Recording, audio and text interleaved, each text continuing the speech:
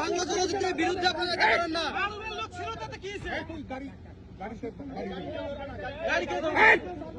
তুই কি মনে করিস গাড়িতে বাড়িয়ে লিখা? তুমি কে? আমি কে?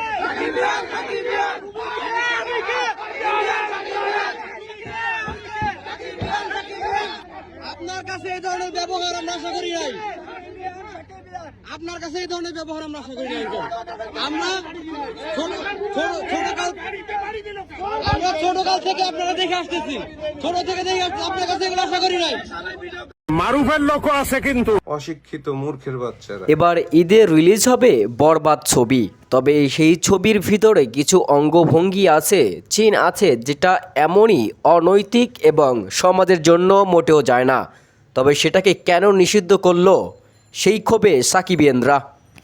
চলচ্চিত্র কমিটির কাজী হায়াত থাকায় সেই সিনগুলো দেখে কাট করে দেওয়ার সিদ্ধান্ত নিয়েছে। তবে সেই কাটগুলো করার সিদ্ধান্তই যেন কাল হয়ে দাঁড়িয়েছে কাজী হায়াতের।